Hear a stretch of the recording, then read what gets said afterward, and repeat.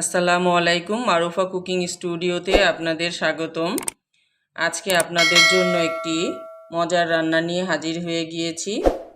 তো দেখতেই পাচ্ছেন আমি গাছ থেকে ফ্রেশ সাজনা তুলতেছি।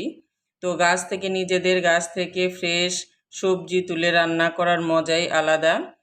নির্মল বাতাস দেখতেছেন যে বইতেছে, পাতাগুলো নড়ছে, খুবই মজার অনুভূতি। এখান থেকে আমি এখন সাজনা তুলে নিচ্ছি। দেখতেই পাচ্ছেন অসংখ্য সাজনা গাছে ঝুলে আছে। তো আমাদের গ্রামের নিজ বাড়ি থেকে এই সাজনা তুলে নেওয়া। তাই এই সাজনা দিয়ে আমি আপনাদের এই জন্য একটি মজার রেসিপি করে দেখাচ্ছি। দেখতেই পাচ্ছেন কি ফ্রেশ সুন্দর সাজনাগুলো। তো এগুলাকে আমি এখন আপনাদের কেটে দেখাবো। এখন দেখতেই পাচ্ছেন মাঝখান থেকে সাজনাটা কেটে নিব। তো ডাটা কাটার মতো দুই পাশের উপরের সবুজ আঁশগুলো চিড়ে নিব। দুই দিক দিয়ে কেটে আমরা চিড়ে নিচ্ছি। এভাবে করে আমি এখানে 4টি বড় সাজনা নিয়ে নিয়েছি। আর এখানে নিয়ে নিয়েছি আমি মাথাসহ 7 টুকরো রুই মাছ। এখানে হাফ চা চামচ হলুদ মরিচ দিয়ে আমি মাছটা মেখে নিয়েছি। তো চুলায় তেল গরম হয়ে আসলে এখানে হলুদ মরিচ লবণ দিয়ে মাখানো মাছটি ভেজে নেব। তো একে একে আমি সবগুলো মাছ দিয়ে দিচ্ছি। মাছটাকে সুন্দর করে আমরা উল্টে পাল্টে ভেজে নেব। তো মাছটাকে বেশি কড়া করে ভাজা যাবে না, আধা কাঁচা যেটা বলে সেই রকম করে আমরা ভেজে নেব। তো দেখতে পাচ্ছেন মাছ ভেজে নিচ্ছি। বন্ধুরা, যদি আমার রেসিপিটি ভালো লাগে অবশ্যই লাইক কমেন্ট ও শেয়ার করতে ভুলবেন না। তো দেখতে থাকেন কিভাবে আমি এই রান্নাটা সম্পন্ন করি। তো মাছ ভাজা হয়ে গিয়েছে, দুই পিঠে আমরা উল্টিয়ে নিয়েছি। তো এটা তুলে নিলাম মাছটা, আর এই ফাঁকে মাছের মাথাটা একটু দাঁড় করিয়ে দিলাম যেন ওই পাশটাও হয়ে যায়।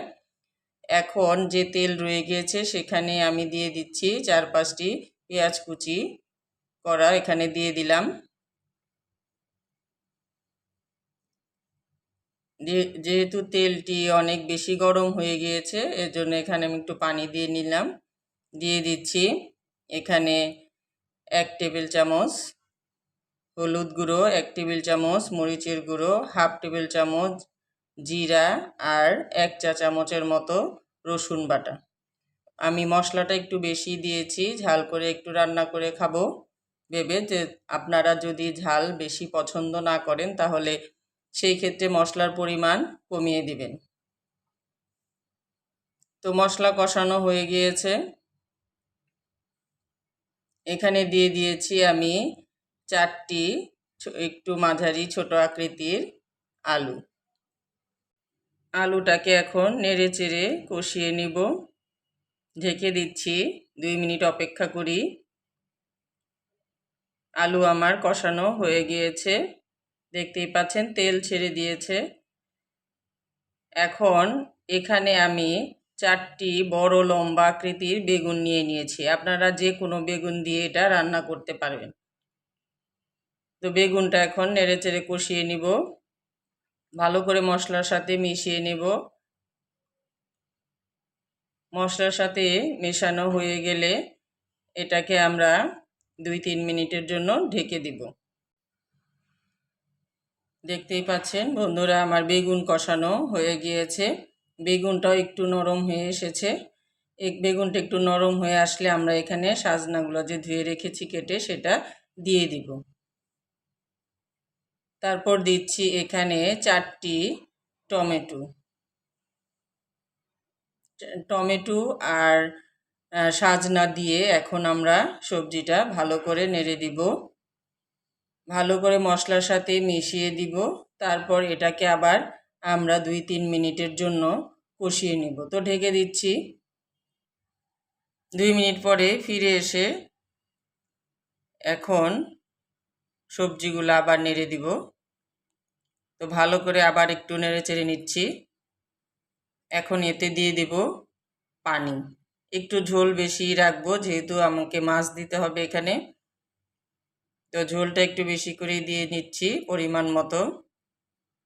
যারা ঝোল কম খেতে চান তারা কমও দিতে পারেন, তবে একটু ঝোল বেশি দিলে, বেশি করে জাল করে নিলে তরকারিটা বেশি স্বাদ হয়। এখন সবগুলো মাছ আমি দিয়ে নিচ্ছি। এখন মাছ যে ভাজা যে প্লেটে রেখেছিলাম সেটা ধুয়ে একটু পানি দিয়ে দিলাম, সেটাতে তেল ছিল। এখন দিয়ে দিচ্ছি 4-5টি আস্ত কাঁচামরিচ। এখন আমরা 10-15 মিনিট ধরে এই তরকারিটা জাল করে নেব। ঝোল দেওয়ার পর অনেকক্ষণ জাল করে নিলে তরকারিটা খেতে অনেক টেস্ট হয়। এখন আমি একটু লবণ চেখে নেব যে আমার তরকারিতে লবণ হয়েছে নাকি। চেখে নিচ্ছি। চেখে দেখতে পেলাম যে লবণ আরেকটু লাগবে, তো আরেকটু লবণ আমি ছিটিয়ে দিলাম। আবার ঢেকে দিব।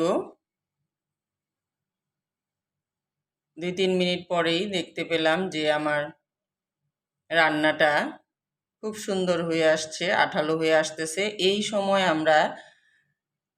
এই সময় আরও আমরা 2 মিনিটের জন্য ঢাকনা খুলে তরকারিটা জাল করে নেব। তো দেখতেই পাচ্ছেন আমার রান্না হয়ে গিয়েছে। তো বন্ধুরা, রান্নাটি যদি আপনাদের ভালো লেগে থাকে, আপনারা রান্নাটি তৈরি করে খেয়ে দেখেন। খেতে যদি ভালো লাগে অবশ্যই আমাকে লাইক কমেন্ট করবেন, শেয়ার করবেন আর আমার জন্য দোয়া করবেন। তো বন্ধুরা, ভিডিওটি কেমন লাগলো অবশ্যই কমেন্ট করে জানাবেন। তো আজকের মতো আপনাদের কাছ থেকে বিদায় নিচ্ছি। আল্লাহ হাফেজ।